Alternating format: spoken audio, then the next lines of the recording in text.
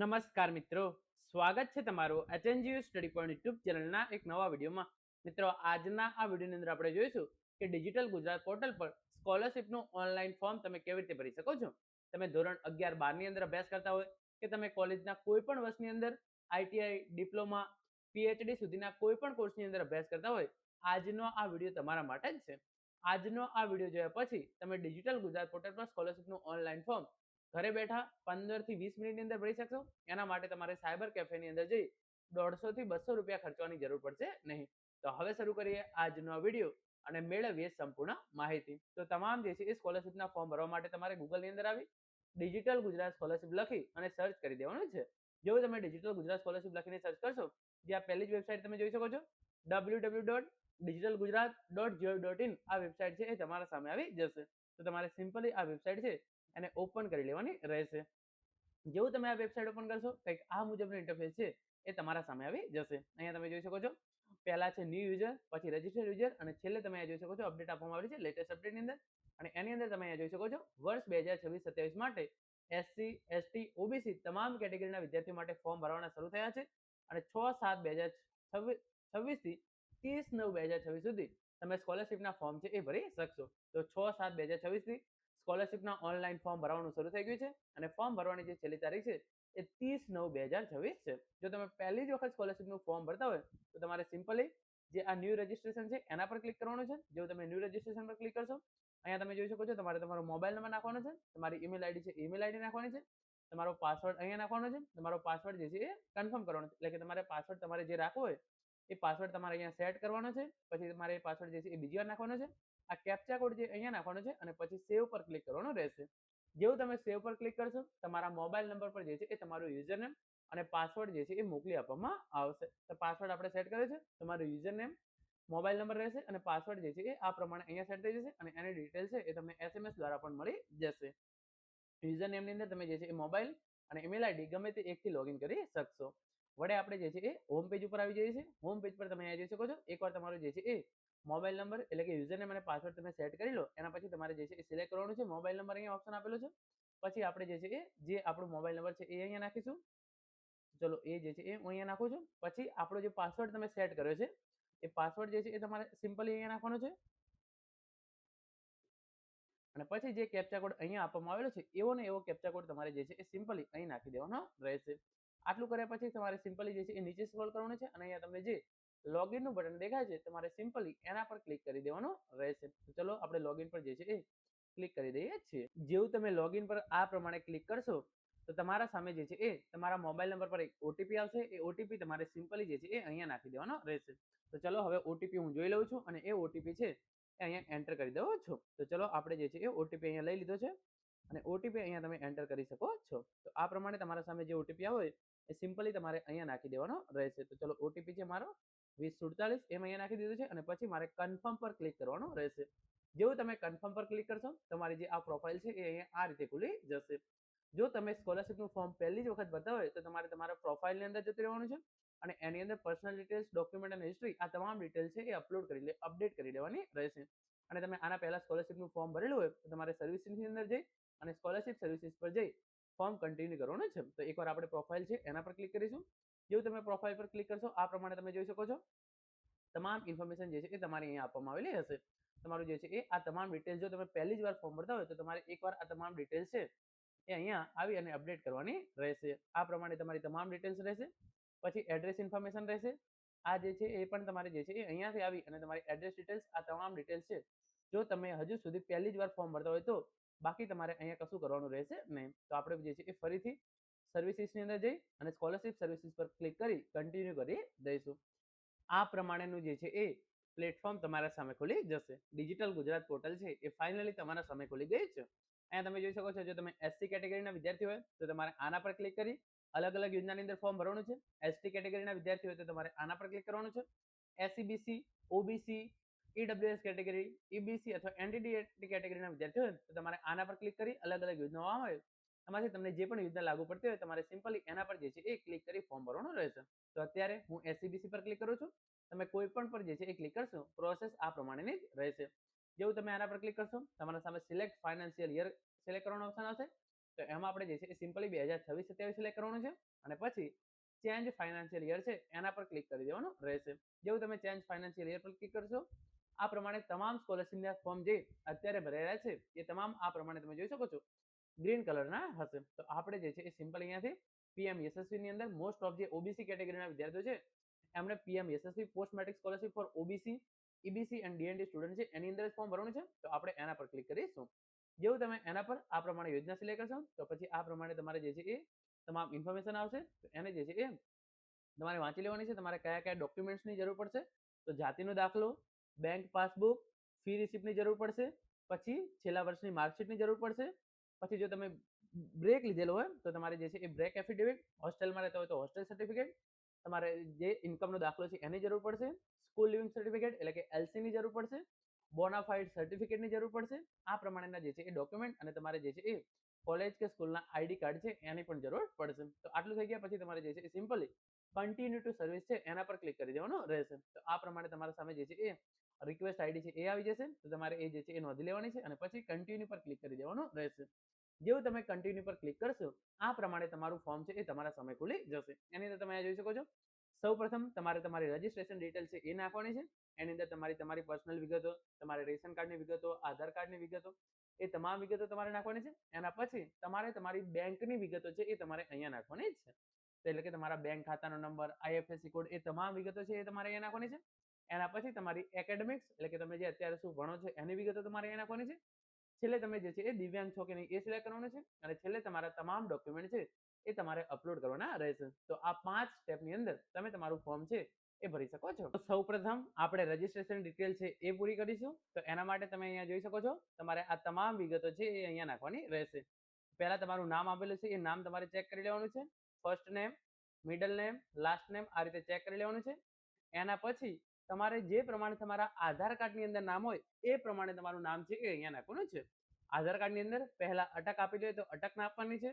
પછી તમારું નામ હોય તો તમારું નામ અને પછી જે છે એ પિતાનું નામ હોય તો પિતાનું નામ એ રીતે નાખવાનું છે. જો આધાર કાર્ડની અંદર પહેલા અટક હોય પછી તમારું નામ અને પછી પિતાનું નામ હોય તો તમારે એ રીતે જે છે એ ડિટેલ્સ તમારે અહીંયા નાખવાની રહેશે.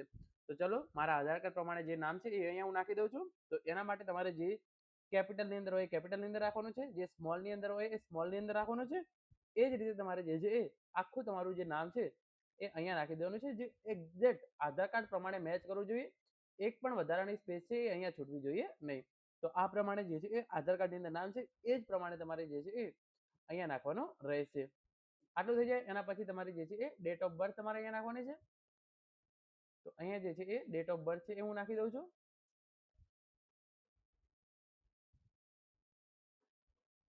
પછી તમારે જે છે એ જેન્ડર છે એ ઓટોમેટિક આપેલી છે. પછી અમારે તમારે જે છે એ અહીંયા જે આ કન્સેન્ટ આપેલું છે એના પર ક્લિક કરવાનું છે. જેવું તમે કન્સેન્ટ પર ક્લિક આપશો પછી તમારે જે છે એ તમારો આધાર કાર્ડ નંબર છે એ અહીંયા નાખવાનો રહેશે. તો ચલો આધાર કાર્ડ નંબર છે એ હું અહીંયા નાખી દઉં છું.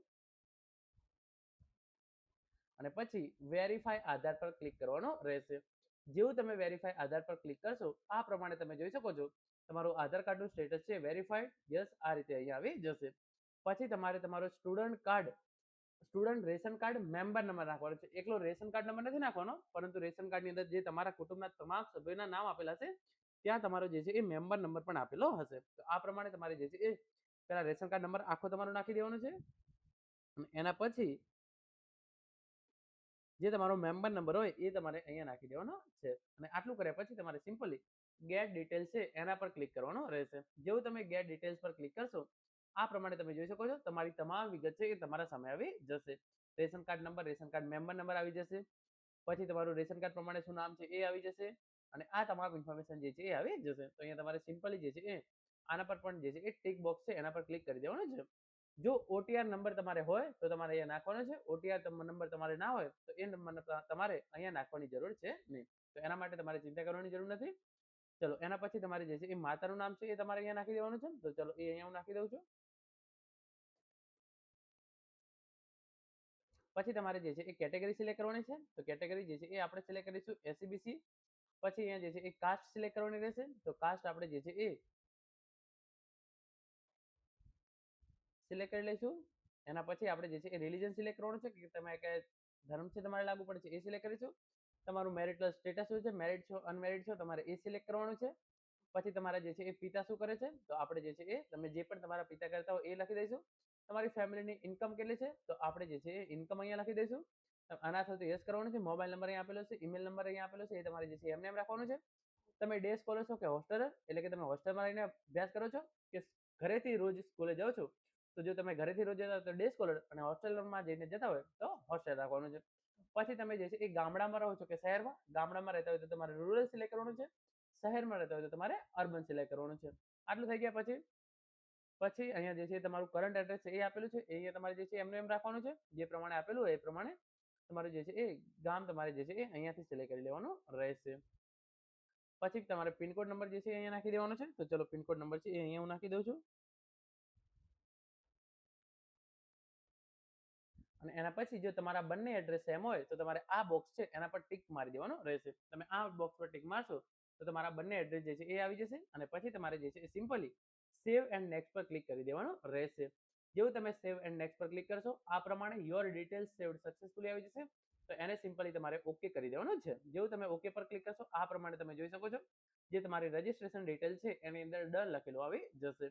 અહીંયા પછી તમારે જે છે એ તમારી બેંકનું જે આઈએફએસસી કોડ હોય એ તમારે અહીંયા નાખવાનો છે. તો ચલો આપણે અહીંયા પેલા ટિક બોક્સ છે એના પર ક્લિક કરવાનું ટ્રાય કરીએ છીએ. તો પહેલા એવું કહે છે તમારી બેંકની ડિટેલ્સ ક્લિક કરો, એના પછી તમે જે છે એના પર ક્લિક કરી શકશો.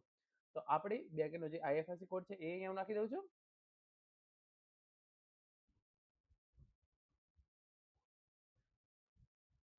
ચલો હવે શો બેંક ડિટેલ્સ પર આપણે ક્લિક કરીએ છીએ. તો તમે જોઈ શકો છો મારી બેંકનું નામ જે છે એ આવી ગયું છે, bank of Baroda Nandasan branch. હવે મારો જે અકાઉન્ટ નંબર છે એ અહીંયા હું નાખું છું. તો અકાઉન્ટ નંબર તમે અહીંયા નાખશો.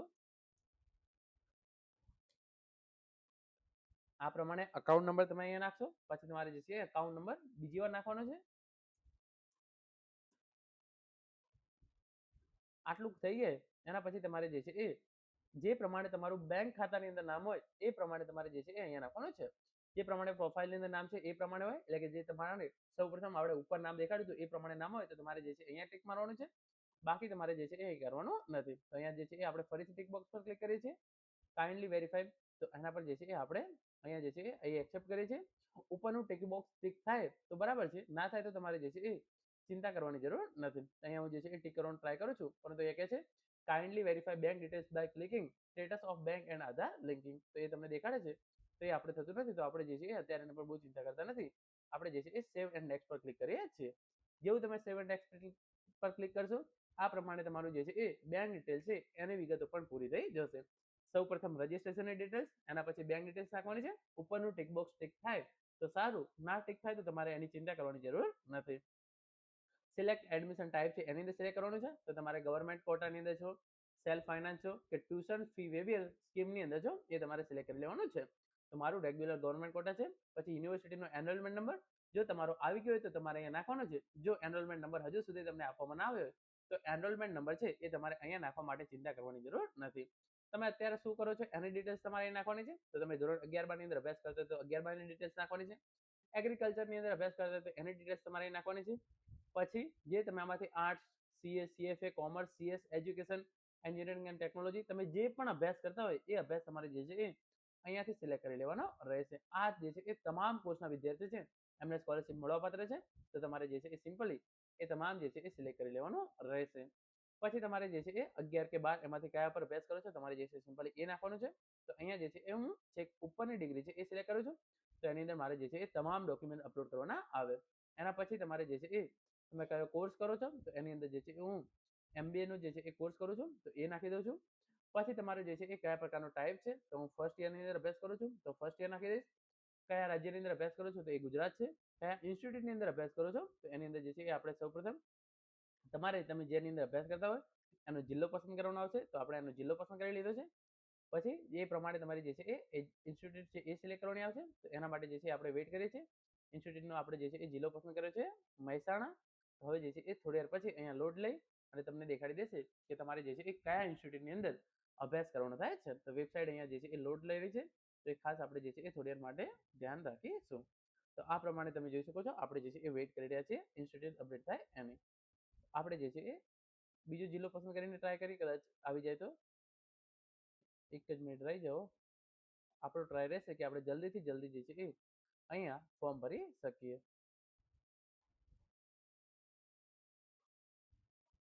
ચલો ટ્રાય કરું છું હું.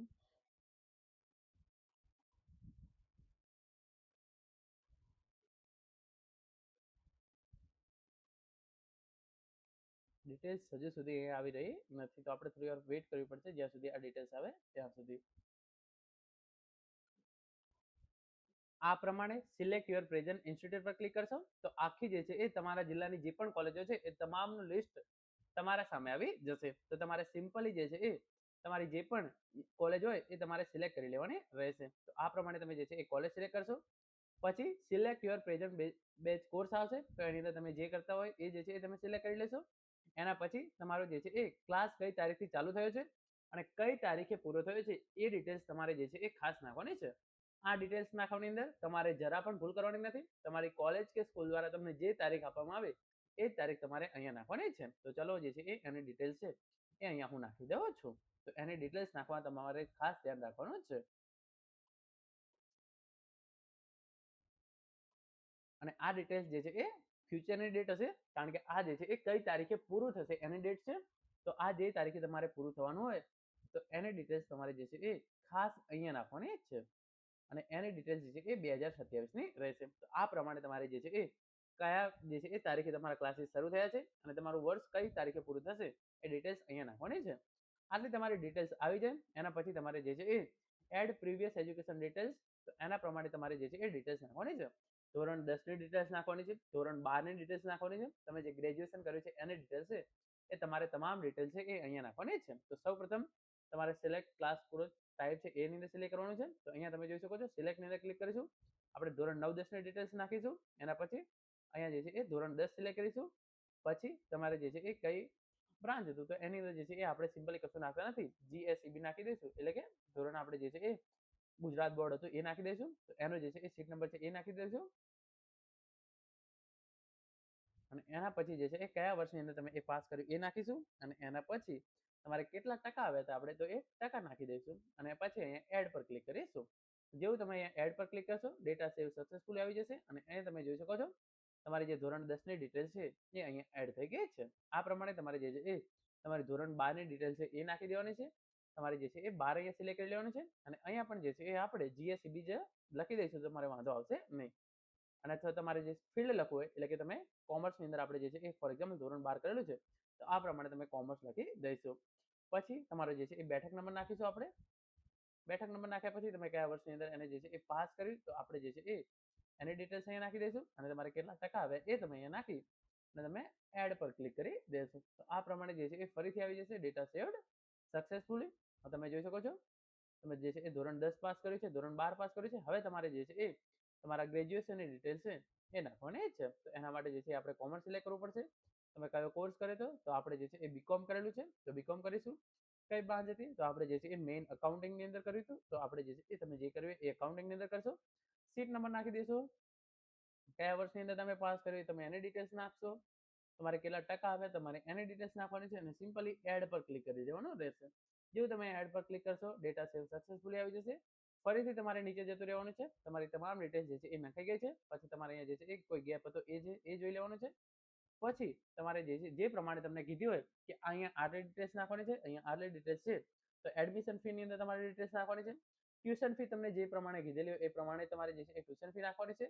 મિસલેનિયસ ફી નોન રિફંડેબલ છે તો એ તમારે જે છે એ નાખવાની છે. અને એક્ઝામ ફી તો એ તમારે જે છે એ અહીંયા નાખવાની છે. આ તમામ ડિટેલ્સ થઈ જાય તો એના પછી તમારે જે છે એ સેવ એન્ડ નેક્સ્ટ પર ક્લિક કરવાનું રહેશે. જેવું તમે સેવ એન્ડ નેક્સ્ટ પર ક્લિક કરશો ડેટા અપડેટેડ સક્સેસફુલી આ પ્રમાણે આવી જશે. તો અહીંયા સિમ્પલી તમારે ફરીથી ઓકે પર ક્લિક કરવાનું છે. જેવું તમે ઓકે પર ક્લિક કરશો આ પ્રમાણે તમે જોઈ શકો છો registration details, bank details, academic details આ ત્રણની અંદર જે છે એ ટીક વાગી ગયું છે. જો તમારે કોઈ પણ પ્રકારની ડિસેબિલિટી હોય તો તમારે જે છે આની અંદર યસ રાખવાનું છે. એટલે કે તમારે જે છે એ પગની અંદર તકલીફ હોય, હાથની અંદર તકલીફ હોય, તમારે જે છે એ કોઈ પણ પ્રકારની દિવ્યાંગતા તમે ધરાવતા હોય તો જ આ પ્રમાણેનો જે છે એ ઇસ્યુ આવશે. તો અહીંયા જે છે આપણે સિમ્પલી કોઈ પણ પ્રકારની ઇસ્યુ જે છે એ ધરાવતા નથી તો આપણે સેવ એન્ડ નેક્સ્ટ પર ક્લિક કરી દેવાનું છે. જેવું તમે સેવ એન્ડ નેક્સ્ટ પર ક્લિક કરશો આ પ્રમાણે તમે જોઈ શકો છો ડેટા અપડેટેડ સક્સેસફુલી આટલા સુધીની જે છે એ ઇન્ફોર્મેશન આવી જશે. પછી અહીંયા તમારે જે છે એ તમારે તમામ ડોક્યુમેન્ટ છે એ અપલોડ કરવાના રહેશે. અહીંયા તમે જે છે એ સૌપ્રથમ કાસ્ટ સર્ટિફિકેટ છે એના પર ટિક કરશો. અહીંયા જે છે એ ટિક કરશો આ પ્રમાણે જે છે એ કાસ્ટ સર્ટિફિકેટ ટિક કરશો.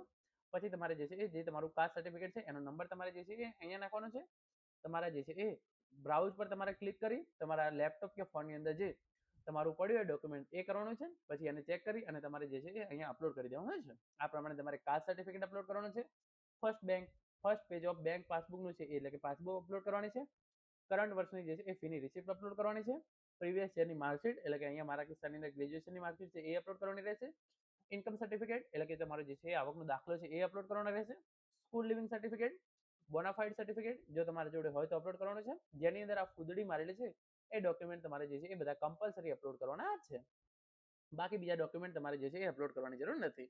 પછી અહીંયા નીચે આવીને તમારે તમારો જે છે એ ફોટો હોય 1 MB સાઇઝનો એ ફોટો તમારે જે છે એ સિમ્પલી અહીંયા અપલોડ કરી દેવાનો રહેશે. પછી તમારે જે છે અહીંયા નીચે આવી દેવાનું છે અને તમારે જો ફોર્મ તમારે સ્કૂલ અથવા કોલેજની અંદર બતાવવાનું હોય તો અત્યારે સેવ એઝ ડ્રાફ્ટ રાખી દેવાનું છે અને એની એક પ્રિન્ટ છે એ પ્રિન્ટ લઈ લેવાની છે. જો તમે સેવ એઝ ડ્રાફ્ટ કરશો એની એક પ્રિન્ટ છે એ પ્રિન્ટ તમારા સામે આવી જશે અને અહીંયા પછી જે છે એ તમારે ફાઇનલ સબમિટ મારવું હોય તો અહીંયા જે છે એ ટિક મારવાનું છે. પછી તમારે જે છે એ વેરીફાઈ મોબાઈલ નંબર પર ક્લિક કરવાનું છે. વેરીફાઈ મોબાઈલ નંબર પર ક્લિક કરશો એટલે તમારા મોબાઈલ નંબર પર એક ઓટીપી આવશે. એ ઓટીપી તમે અહીંયા નાખશો તો તમારો મોબાઈલ નંબર છે એ વેરીફાઈ થઈ જશે. પછી આ કન્ફર્મ એન્ડ ફાઇનલ સબમિટનું બટન દેખાય છે તમારે જે છે એ એના પર ક્લિક કરવાનું છે. જેવું તમે કન્ફર્મ એન્ડ ફાઇનલ સબમિટ પર ક્લિક કરશો ફરીથી તમારા મોબાઈલ નંબર પર એક ઓટીપી આવશે. એ ઓટીપી તમારે અહીંયા નાખી દેવાનો છે અને એના પછી ફાઇનલી તમારે આની પ્રિન્ટ છે એ પ્રિન્ટ નીકાળી લેવાની રહેશે. પ્રિન્ટ નીકાળી એના પાછળ તમારા જે છે એ તમામ ડોક્યુમેન્ટની એક એક ઝેરોક્સ જોડી તમારી સ્કૂલ કે કોલેજની અંદર તમે જે છે આ ફોર્મ જમા કરાવી દેશો તો તમારું જે છે એ સ્કોલરશિપનું ફોર્મ કમ્પ્લીટ રીતે પૂરું થઈ જશે. તો મિત્રો આ હતો આજના વિડીયોની અંદર આપણે ડિજિટલ ગુજરાત પોર્ટલ પર સ્કોલરશિપનું ઓનલાઈન ફોર્મ તમે કેવી રીતે ભરી શકો છો એના વિશેની સંપૂર્ણ માહિતી મેળવી છે. આશા રાખું છું આજનો આ વિડીયો તમને ચોક્કસથી ઉપયોગી થશે. Thank you so much for watching.